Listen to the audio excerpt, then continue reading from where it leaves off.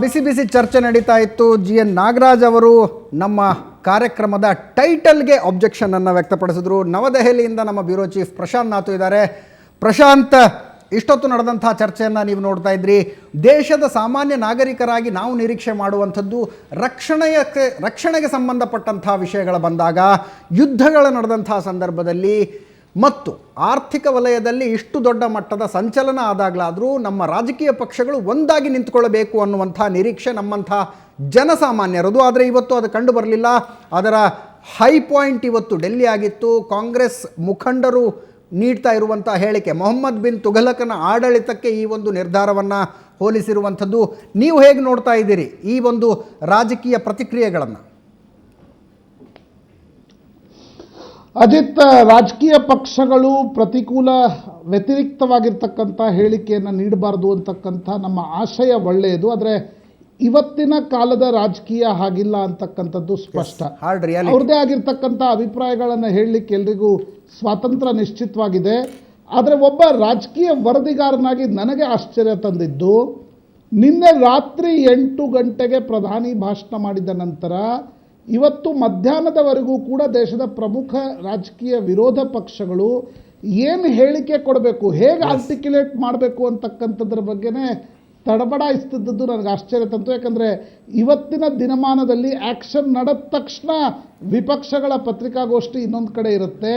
ಆದರೆ ಇವತ್ತು ಮಧ್ಯಾಹ್ನ ಪಿ ಚಿದಂಬರಂ ಹೊರಗಡೆ ಬಂದು ಕಾಸ್ಟ್ ಆಫ್ ಡಿಮಾನಿಟೈಸೇಷನ್ 15ರಿಂದ 20 ಸಾವಿರ ಕೋಟಿ ಅಂತಕ್ಕಂಥದ್ದನ್ನು ಹೇಳುವವರೆಗೂ ಕೂಡ ವಿಪಕ್ಷಗಳಿಂದ ಒಂದು valid rebut to prime minister's demonetisation scheme ನನಗೆ ಕಾಣಲಿಲ್ಲ. ಇದು ಸ್ವಲ್ಪ ಮಟ್ಟಿಗಿನ ಆಶ್ಚರ್ಯ ತಂದಿದ್ದು ಹೌದಾದರೆ, ವಿಪಕ್ಷಗಳ ನಾಯಕರು ಕೂಡ ಖಾಸಗಿಯಾಗಿ ಮಾತನಾಡುವಾಗ, ನಿನ್ನ ತಡರಾತ್ರಿಯಿಂದ ನಾನು ಗಮನಿಸ್ತಾ ಇದ್ದೀನಿ, ವಿಪಕ್ಷಗಳ ನಾಯಕರು ಕೂಡ ಖಾಸಗಿಯಾಗಿ ಮಾತನಾಡುವಾಗ ಪೊಲಿಟಿಕಲಿ ಮಾಸ್ಟರ್ ಸ್ಟ್ರೋಕ್ ಅಂತಕ್ಕಂಥದ್ದನ್ನು ಒಪ್ತಾರೆ. ಆದರೆ ಬಹಿರಂಗವಾಗಿ ಹೇಳಿಕೆ ಕೊಡುವಾಗ ತಮ್ಮದೇ ಆಗಿರ್ತಕ್ಕಂಥ ಕನ್ಸ್ಟ್ರೆಂಟ್ಸ್ಗಳಿವೆ, ಪಾರ್ಟಿ ಪಾಲಿಟಿಕ್ಸ್ ಇದೆ. ನಮ್ಮ ದೇಶದ ರಾಜಕಾರಣ ಪ್ರಾಯಶಃ 90ರ ನಂತರ ಬದಲಾಗಿದೆ ಅಂತಕ್ಕಂಥದ್ದನ್ನು ಕೂಡ ಗಣನೆಗೆ ತೆಗೆದುಕೊಳ್ಬೇಕಾಗತ್ತೆ. ಫ್ರೀಡಮ್ ಆಫ್ ಎಕ್ಸ್ಪ್ರೆಷನ್ ನಿಶ್ಚಿತವಾಗಿ ಇದ್ದೇ ಇದೆ. ಖಾಸಗಿಯಾಗಿ ಮಾತನಾಡುವಾಗ ಬಹಳ ಅದ್ಭುತ ಮಾಸ್ಟರ್ ಸ್ಟ್ರೋಕ್ ಇದು ನರೇಂದ್ರ ಮೋದಿ ಅವರ. ಪ್ರಶಾಂತ್ ನಾತು ಈಗ ಇಷ್ಟೇ ಹೇಳ್ತಿದ್ದಾರೆ, ನನಗೆ ಹಾಗೆ ಹೇಳಿದಂಥವರ ಹೆಸರನ್ನು ಕೂಡ ಹೇಳಿದ್ರು ಅವರು, ಕಾಂಗ್ರೆಸ್ ಪಕ್ಷದ ಬಹುದೊಡ್ಡ ಮುಖಂಡರು. ಮಾಸ್ಟರ್ ಸ್ಟ್ರೋಕ್ ಭಾಳ ಅದ್ಭುತವಾದ ನಿರ್ಣಯ ಸರ್, ಒಂದು ಬೈಟ್ ಕೊಡ್ತೀರಾ ಅಂದರೆ ಇಲ್ಲ ಅದನ್ನು ಮಾತಾಡೋಕ್ಕಾಗಲ್ಲ ನಾವು ಅನ್ನುವಂಥದ್ದು. ಎಸ್, GN ನಾಗರಾಜ್ ಅವರೇ, why I should not call it a dirty politics? Yes, it is a dirty game to call it a dirty politics. It is dirty to call it a dirty politics. ಯಾತಕ್ಕೆ ಅಂದರೆ ಈಗ ಈ ನಮ್ಮ ಇದರಲ್ಲಿ ಈ ಒಂದು ನೆನ್ನೆ ನಡೆದಂಥ ಈ ನೋಟುಗಳನ್ನು ಪೂರ್ತಿಯಾಗಿ ನಗಣ್ಯ ಮಾಡುವಂಥ ಕೆಲಸ, ನಿಷೇಧ ಮಾಡುವಂಥ ಕೆಲಸ ಏನಿದೆ, ಅದರಿಂದ 3-4 ನಾವು ಭಾರಿ ಒಳ್ಳೇದು ಮಾಡ್ತಿದ್ದೀವಿ ದೇಶಕ್ಕೆ ಅಂತೇಳಿ ಪ್ರಧಾನಿಗಳು ಹೇಳಿದ್ದಾರೆ. ಆದರೆ ಅವೆಲ್ಲವೂ ಕೂಡ ಅವರು ಇಲ್ಲಿವರೆಗೆ ಮಾಡ್ಕೊಂಡು ಬಂದಿರೋಂಥ, ಹೇಳ್ಕೊಂಬಂದಿರೋಂಥ ಸುಳ್ಳುಗಳ ಜೊತೆಯಲ್ಲಿ ಒಂದು ಮಹಾ ಸುಳ್ಳುಗಳಾಗಿದೆ. ಯಾತಕ್ಕೆ ಅಂತೇಳಂತ ಒಂದೊಂದಾಗಿ ನಾನು ಹೇಳೋದಕ್ಕೆ ಅವಕಾಶ ಕೊಡಿ ನನಗೆ. ಒಂದು ಏನಂದರೆ, ಭಾಳ ಮುಖ್ಯವಾಗಿ ಇದೊಂದು ಹೈಡ್ರಾಮಾ ಅಂತೇಳಿ ನಾನು ಹೇಳುವಾಗ ಅದಕ್ಕೆ ಮೊಟ್ಟ ಮೊದಲೇನೆಂದರೆ, ಇವತ್ತು ಈ 84%ಗಿಂತ ಹೆಚ್ಚು ಹಣ ಈ 1000 ಮತ್ತು 500 ನೋಟ್ನಲ್ಲಿ ಚುನಾವಣೆಯಲ್ಲಿ ಇದೆ ಅಂತಂದರೆ ನಮ್ಮ ದೇಶದ ಸಾಮಾನ್ಯ ಜನ ಅದನ್ನು ಬಳಸ್ತಾರೆ ಅಂತಲನ್ನೋಂಥದ್ದು. ಸಾಮಾನ್ಯ ಜನ ಅದನ್ನು ಬಳಸ್ತಾರೆ. ನವೆಂಬರ್ 1ರಿಂದ ಹಿಡಿದು ಈಗ 9ನೇ ತಾರೀಕು ಅದನ್ನು ಇವತ್ತಿದ್ದೀವಿ, 8ನೇ ತಾರೀಕು ಅನೌನ್ಸ್ ಮಾಡಿದ್ದಾರೆ. ನವೆಂಬರ್ 1ರಿಂದ ಹಿಡಿದು 8ನೇ ತಾರೀಕಿಗೆ ಸಾಮಾನ್ಯವಾಗಿ ನಮ್ಮ ದೇಶದ ಸಾಮಾನ್ಯ ಕಾರ್ಮಿಕರಿಗೆ ಫ್ಯಾಕ್ಟ್ರಿಗಳಲ್ಲಿ ಮತ್ತು ಅವರ ಉದ್ಯಮಗಳಲ್ಲಿ ಸಂಬಳ ಕೊಡೋದು 7, 8, 9ಕ್ಕೆ. ಆ ಕೊಡುವಂಥ ಸಂಬಳ ಏನಿದೆ ಸಾಮಾನ್ಯವಾಗಿ ಈ 500,000 ನೋಟುಗಳಲ್ಲಿ ಇರ್ತದೆ, ಅಥವಾ ಬ್ಯಾಂಕಿಗೆ ಹೋಗಿ ಡ್ರಾ ಮಾಡ್ಕೊಂಬಂದರೆ ಮತ್ತೆ ತಿರ್ಗಾ 500,000 ನೋಟುಗಳಲ್ಲೇ ಸಿಗ್ತದೆ. ಅವರು ಈಗ ಈ ಜೀವನ ಮಾಡಬೇಕು, ಇಡೀ ತಿಂಗಳು ಜೀವನ ಮಾಡಬೇಕು ಅಂತ ಅನ್ನೋವಾಗ ಸುಮಾರು ಕೋಟ್ಯಾಂತರ ಜನ, 10 ಕೋಟಿ ಜನ ಇವತ್ತು ಈ ಕಷ್ಟಕ್ಕೆ ಸಿಗಾಕೊಂಡಿದ್ದಾರೆ. ಪಾಯಿಂಟ್ ನಂಬರ್ 1 ಸರ್, ಅದಕ್ಕೆ ನಾನು ಉತ್ತರ ತಗೋತೀನಿ. Point number 1 sir, point number 1 ನಾನು ಉತ್ತರ ತಗೋತೀನಿ. Point number 1, you made 1 point sir. ಹೇಳಿ ಅದಕ್ಕೆ ಸರ್ ಇಲ್ಲ ನನಗಿರೋ ಒನ್ ಅವರ್ನ ಪೂರ್ತಿ ಸಮಯವನ್ನು ಒಂದು ಇದಕ್ಕೆ ಕೊಡೋದಕ್ಕೆ ಒಂದು ಪಾಯಿಂಟ್ ಹೇಳಿದ್ರಿ ಸರ್, ಒಂದು ಪಾಯಿಂಟ್ ಬರ್ತೀನಿ ನಾನು. Yes Tejasvi you have an answer. ನಿಮ್ಮ ಹತ್ರ ಉತ್ತರ ಇದೆಯಾ ಸರ್? ನೀವು ನಿಮ್ಮ ಅಂಶವನ್ನು ಹೇಳಿದ್ರಿ ಎಷ್ಟೋ ಜನ ಮದುವೆಗಳು ಸರ್, ನಿಮ್ಮ ಅಂಶವನ್ನು ಹೇಳಿದ್ರಿ ಸರ್. ಜನಸಾಮಾನ್ಯರಿಗೆ ಮಾಡೋದಕ್ಕೆ ನಾವು ಜನಸಾಮಾನ್ಯರ ಜೊತೆ ಒಳಗಡೆ ನಾವು ಅತಿ ಹೆಚ್ಚು ಸಂಪರ್ಕದಲ್ಲಿರ್ತೀವಿ, ಎಲ್ಲರಿಗೂ ಗೊತ್ತಿರುವಂತ ವಿಷಯ. ಅವರೆಲ್ಲರೂ ಕೂಡ ಜನಸಾಮಾನ್ಯರಿಗೆ ತೊಂದರೆ ಆಯಿತು. ಸಂಪೂರ್ಣವಾಗಿ ತೊಂದರೆ ಆಗಿಲ್ಲ ಅಂತ ನಾನು ಒಪ್ಪೋದಿಲ್ಲ. ಖಂಡಿತವಾಗ್ಲೂ ಒಂದು ಮಟ್ಟಕ್ಕೆ ತೊಂದರೆ ಆಗಿದೆ. ಅದನ್ನು ಸ್ವತಃ ಪ್ರಧಾನಮಂತ್ರಿಗಳೇನೆ ನಿನ್ನೆ ದೇಶನ ಉದ್ದೇಶಿಸಿ ಮಾತನಾಡಬೇಕಾದ್ರೆ ಒಂದು ಸಣ್ಣ ಪುಟ್ಟ 1-2 ದಿನಗಳ ಕಾಲ ತೊಂದರೆ ಆಗತ್ತೆ, ಅದನ್ನು ದೇಶದ ಹಿತಕ್ಕೋಸ್ಕರ ತಾವೆಲ್ಲರೂ ಕೂಡ ಒಂದು ಸಹಿಸ್ಕೊಳ್ಳಿ ಅಂತ ಹೇಳಿರುವಂಥ ಒಂದು ಮನವಿಯನ್ನು ಮಾಡಿದ್ದಾರೆ. ಅಜಿತ್, ಇವತ್ತಿನ ನೀವು ಬಸ್ಗಳಲ್ಲಿ ಹೋದರೆ, ಆಟೋ ರಿಕ್ಷಾಗಳಲ್ಲಿ ಹೋದರೆ, ನೀವು ಒಂದು ಕ್ಯಾಬ್ ಡ್ರೈವರ್ನ ಇವತ್ತು ಮಾತನಾಡಿಸಿದ್ರೆ, ಈ ನಿನ್ನೆ ತಗೊಂಡಿರುವಂಥ ಡಿಸಿಷನನ್ನು ಅತ್ಯಂತ ಹೆಚ್ಚು ಖುಷಿಯಾಗಿರುವಂಥದ್ದು ಬೆನಿಫಿಟ್ ಯಾರಿಗಾಗಿದೆ ಅಂತಂದರೆ, ಈ ದೇಶದ ಅತ್ಯಂತ ಸಾಮಾನ್ಯ ಕಾರ್ಮಿಕ ವರ್ಗ, ಅತ್ಯಂತ ದುಡಿಯುವ ವರ್ಗ ಯಾವುದಿದೆ ಅವರಿಗೆ ಅತ್ಯಂತ ಒಂದು ಖುಷಿಯಾಗಿರುವಂಥದ್ದು. ಯಾಕೆ ಅಂತಂದರೆ ಅವ್ರು ಯಾರ ಹತ್ರನೂ ಕೋಟಿ ಗಟ್ಟಲೆ ದುಡ್ಡು ಕಂತುಗಳು 500,000 ಕಂತುಗಳಲ್ಲಿ ಇಲ್ಲ. ಈ 1500 ಕಂತುಗಳಲ್ಲಿ ಇರೋರಿಗೆ ಇದು ಹೊಡ್ತಾ ಬಿದ್ದಿರುವಂಥದ್ದು. ಯಾಕೆ ಸರ್ ನಾಗರಾಜ್ ಸರ್ ನಗ್ತೀರಿ?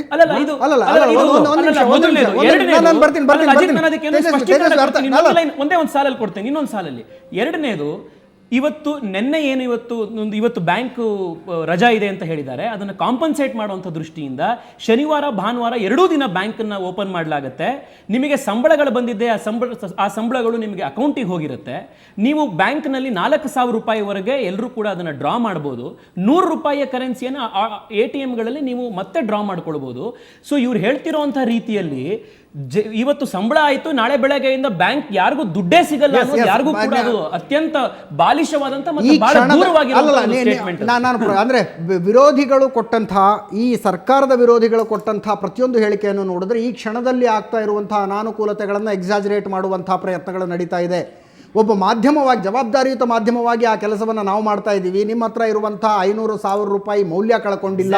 72 ಗಂಟೆಗಳ ನಂತರ ನಿಮ್ಗೆ ಅದೇ ಮೌಲ್ಯಗಳೇ ಸಿಗುವಂಥದ್ದು. ಯಾರೂ ಗಾಬರಿ ಪಡಬೇಕಾದಂತಹ ಅವಶ್ಯಕತೆ ಇಲ್ಲ ಅಂತ. ನಾಗರಾಜ್ ಅವರೇ ನರೇಂದ್ರ ಮೋದಿ ಅವರ ಈ ಘೋಷಣೆಯನ್ನ ಕೇಳಿ ಯಾವ್ದಾದ್ರು ದುಡಿಯುವ ವರ್ಗದವನು ಎದೆ ಹೊಡ್ಕೊಂಡ, ಯಾವ್ದಾದ್ರು ದುಡಿಯುವ ವರ್ಗದವನು ಎದೆ ಹೊಡ್ಕೊಂಡ? ಅವಕಾಶ ಕೊಡ್ತೀರಾ ಇಲ್ವಾ ಅಥವಾ ನೀವೇ ಮಾತಾಡ್ತೀರಾ? ನಾನೇ ಕೇಳ್ತಾ ಇರೋದು ಸರ್, ಯಾವ್ದಾದ್ರು ದುಡಿಯುವ ವರ್ಗದವನು ಎದೆ ಹೊಡ್ಕೊಂಡ ಹೌದು. ಇವತ್ತು ಅದಕ್ಕೆ ಸಂಬಂಧಪಟ್ಟಂತೆ ಅನೇಕರು ನಾಳೆ ನಾಡೋದ್ರಲ್ಲಿ ಮದುವೆಗಳು ಮಾಡುವಂಥ ಜನ, ಅವರಿಗೆ 5-6 ಲಕ್ಷ 10-6 ಲಕ್ಷ ಖರ್ಚುಗಳಿರುವಂಥ ಸಂದರ್ಭದಲ್ಲಿ ಸಾಮಾನ್ಯ ಜನ ಮಾಡುವಂಥ ಮದುವೆಗಳಲ್ಲಿ ಅವ್ರಿಗೆ ದುಡ್ಡುಗಳಿಲ್ಲದೆ ಒದ್ದಾಡ್ತಿರೋದು. ಅದೇ ರೀತಿನೇ ಬೇರೆ ಬೇರೆ ಇದರಲ್ಲಿ ದುಡ್ಡುಗಳು ಅಲ್ಲದೆ ಒದ್ದಾಡ್ತಿರೋದು ಇದೆ ಒಂದು. ಮತ್ತೆ ಎರಡನೇ ಅಂಶ, ಮತ್ತೆ ಈಗ 100 ಕೋಟಿ ರೂಪಾಯಿ ಬಜೆಟ್ಟಿನ ಮದುವೆಗಳಾಗ್ತಾ ಇದೆ. ಗೊತ್ತಾಯ್ತಲ್ಲ, ನೀವು 100 ಕೋಟಿ ರೂಪಾಯಿ ಬಜೆಟ್ಟಿನ ಮದುವೆಗಳಾಗ್ತಾ ಇದೆ. ಅದ್ರ ಜೊತೆಗೆ ಮಧ್ಯೆ ನೀವು ಇದು ಮಾಡ್ತೀರಾ,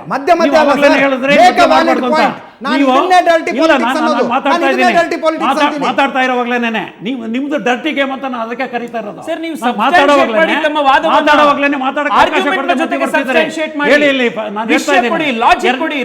ಹೇಳ್ತಾ ಇದ್ದೀನಲ್ಲ.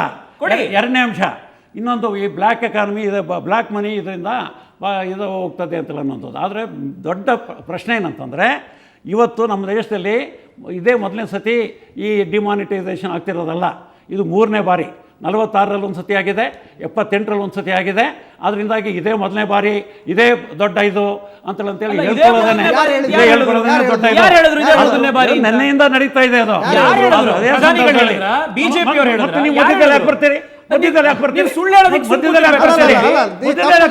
ಮತ್ತೆ ನೀವೇ ನನಗೂ ಉದ್ದೇಶ ಹೇಳ್ತೀರಿ, ತಪ್ಪು ಸಂದೇಶ ಕಳಿಸ್ಬೇಡಿ. ತಪ್ಪು ಸಂದೇಶ ನೀವು ಮಾತ್ರ ತಪ್ಪು ಸಂದೇಶ ಅಲ್ರಿ. ನಿನ್ನೆಯಿಂದ ಈ ರೀತಿ ಬಾಜಾಬಜಂತ್ರಿ ಮಾಡಲಾಗ್ತಾ ಇದೆ ಅಂತ ಹೇಳ್ತಾ ಇದ್ದೀನಿ ನಾನು. ಆಯ್ತಾ? ನಾನು ನೀವು ಮಾಡಿದ್ರಿ ಅಂತ ಹೇಳಿದ್ನಾ? ಮತ್ತೆ ಅದೇನೆ, ಮತ್ತೆ ಮಧ್ಯದಲ್ಲಿ ಮಾತಾಡಕ್ಕೆ ಬರಬೇಡ್ರಿ, ಮಧ್ಯದಲ್ಲಿ ಇಂಟರ್ವ್ಯೂನ್ ಆಗಬೇಡ್ರಿ, ಮಧ್ಯದಲ್ಲಿ ಇಂಟರ್ವ್ಯೂನ್ ಆಗಿ ಮತ್ತೆ ಇದು ಮಾಡಬೇಡ್ರಿ. ನೀವೇ ಹೇಳಿದ ಮಾತು ಆಯ್ತಾ? ಎರಡನೇ ಪಾಯಿಂಟು, ಬ್ಲ್ಯಾಕ್ ಮನಿ ಅನ್ನೋದು it is only tip of the iceberg of the black economy. Black economy ಅಂತ ಅನ್ನೋದು ಇವತ್ತು ಡಿಮಾನಿಟೈಸೇಷನ್ ಆದ ಇವತ್ತು ಕೂಡ 1000 ಕೋಟಿ ಜನರೇಟ್ ಆಗಿದೆ. ಇವತ್ತು ಕೂಡ ಜನರೇಟ್ ಆಗಿದೆ. ಆದ್ದರಿಂದ ಆ ಬ್ಲ್ಯಾಕ್ ಎಕಾನಮಿಗೆ ಸಂಬಂಧಪಟ್ಟಂತ ಯಾವ ಕ್ರಮವನ್ನು ತಗೊಳ್ದೇನೆ ಇವತ್ತು ಏನು ಸರ್ ಅದು? ಇವತ್ತು ಒಂದು ನಿಮಿಷ, ಒಂದು ನಿಮಿಷ. ಬ್ಲ್ಯಾಕ್ ಎಕಾನಮಿಗೆ ಸಂಬಂಧಪಟ್ಟಂತ ಯಾವ Sir, ಕ್ರಮವನ್ನು sir, ತಗೊಳ್ದೇನೆ the difference between black economy and black money. Black money ಹೋಗೋದಿಲ್ಲ. Yes, yes. 78ರಲ್ಲಿ You have made a point, sir. You have made a point. You have made a point. You have made a point. ಮತ್ತದೇನೆ ನೀವು ಮಧ್ಯದಲ್ಲಿ Sir, you have made a point. ಅವಕಾಶ You have ಕೊಡದೇ made- ಇರೋದು. Sir, don't hijack my show. ಮತ್ತೆ ನನ್ನ show ನ hijack ಮಾಡಬೇಡಿ. You have made your point. ವಿಜಯ ರಾಜೇಶ್ ಅವರೇ. ಡಿಮಾನಿಟೈಸೇಷನ್ ಇವರು ಹೇಳಿದ್ದು ಮೊದಲನೇದಾಗಿ Black money. Average ಇದ್ರಲ್ಲಿ ಮಾತಾಡಿದ್ರು. ಡಿಮಾನಿಟೈಸೇಷನ್ ಆಯ್ತು, ಆಮೇಲೆ ಭಾರಿ ದೊಡ್ಡ ಪ್ರಮಾಣದಲ್ಲಿ ಬೆಳೆದಿದೆ. ಈ ಬ್ಲಾಕ್ ಮನಿ ಬೆಳೆದಿಲ್ವಾ ಡಿಮಾನಿಟೈಸೇಷನ್ ಮಾಡಿದ್ಮೇಲೆ? ಅಲ್ಲ, ಹಂಗಂದ್ಬಿಟ್ಟು ಅದನ್ನ control ಮಾಡ್ಲೇಬೇಕಲ್ಲ. 78 ಬೆಳೀತು, 18 ದೊಡ್ಡ ಬ್ಲಾಕ್ ಮನಿ. Sir. 18 ಜಸ್ಟ್ 1 ವರ್ಷ 2 ವರ್ಷದಲ್ಲೇ. ಹಂಗಾಗಿ ನಾಗರಾಜ್ ಅವರು ಹೇಳೋ ಪ್ರಕಾರ ಮೊದಲನೇದಾಗಿ ಈ ಕ್ರಮದಿಂದ ಬ್ಲಾಕ್ ಎಕಾನಮಿಯನ್ನು ಅಲ್ಲಾಡಿಸೋದಕ್ಕಾಗೋದಿಲ್ಲ ಅಂತ. ಹೋಗೋದಿಲ್ಲ ಇಲ್ಲ, ಅನ್ನೋದು ಮುಖ್ಯವಾದ್ದು. ಅದಕ್ಕಿಂತ ಮುಂಚಿತವಾಗಿ ಅವರೊಂದು ಹೇಳಿದ್ರು ಸರಾಸರಿ ಬಗ್ಗೆ ಮಾತಾಡಿದ್ರು 85% ಇದೆಲ್ಲ ಜನಗಳ ಹತ್ರ ಇದೆ ಅಂತ ಅಂದ್ಬಿಟ್ಟು ಅದಕ್ಕೊಂದು ಎಕ್ಸಾಂಪಲ್ ಮೂಲಕ ಹೇಳ್ತೀನಿ.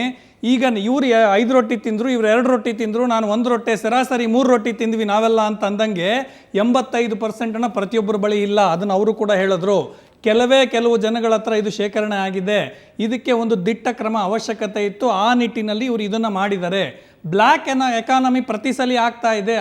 ಅದನ್ನು ದಿಟ್ಟವಾಗಿ ಈ ರೀತಿ 1 ತಿಂಗಳ ಮುಂಚೆನೇ ನಗಾರಿ ಹೊಡ್ಕೊಂಡು ಮಾಡಿದ್ರೆ ಮತ್ತೆ ಬಹಳಷ್ಟು ಏನು ತಜ್ಞರಿರ್ತಾರೆ, ಜನರಿರ್ತಾರೆ, ಅದನ್ನು ಗೂಡಿಸಿ ಚೊಕ್ಕ ಮಾಡ್ಕೊಂಡು ಹೋಗ್ತಾರೆ. ಸರ್ಕಾರಕ್ಕೆ ಅದರ ಮೇಲೆ ಹಿಡಿತ ಸಿಗೋದಿಲ್ಲ. ಈ ರೀತಿ ಕ್ರಮದಿಂದ ಖಂಡಿತವಾಗ್ಲೂ ಕಂಗಾಲಾಗಿದ್ದಾರೆ ಬಹಳಷ್ಟು ಜನ. ನಾವು ಏನು ನಮ್ಮ ಕ್ಲೈಂಟ್ಸ್ ಯಾರಿದ್ದಾರೆ ಎಲ್ಲ ನಮ್ಮ ಇದಾದರೆ ಇನ್ನು ಬೆಂಗಳೂರಿಗಿಂತ ಹೆಚ್ಚು ಹೈದ್ರಾಬಾದಲ್ಲಿ ಇದ್ರದ್ದು ಎಫೆಕ್ಟ್ ತುಂಬ ಆಗಿದೆ. ಯಾಕೆಂತಂದ್ರೆ ಅಲ್ಲಿ ಕ್ಯಾಶ್ ಟ್ರಾನ್ಸಾಕ್ಷನ್ಸ್ ಜಾಸ್ತಿ ಆಗ್ತಾ ಇತ್ತು. ಇದಕ್ಕಿಂತ ಉತ್ತಮವಾಗಿ ಒಂದು ಬ್ಲ್ಯಾಕ್ ಎಕಾನಮಿನ ಟ್ರ್ಯಾಪ್ ಮಾಡೋದಕ್ಕೆ ಯಾವುದೇ ಒಂದು ಅದ್ಭುತವಾದ ಪ್ಲ್ಯಾನ್ ಯಾರು ಇದುವರೆಗೂ ಮಾಡಿದ್ದಿಲ್ಲ. ಇದು ಮೊದಲ ಬಾರಿಗೆ ಇದಾಗ್ತಾ ಇದೆ. ಈ ಹಿಂದೆ ಮಾಡಿದ್ರೂ ಕೂಡ ಅದು ಸಾಕಷ್ಟು ಸಮಯಾವಕಾಶ ಕಾಲಾವಕಾಶ ಇತ್ತು. ಮತ್ತೆ ಅದನ್ನ ಹಂಗೆ ಬೆಳೆಸೋದಕ್ಕೆ ಪೂರಕ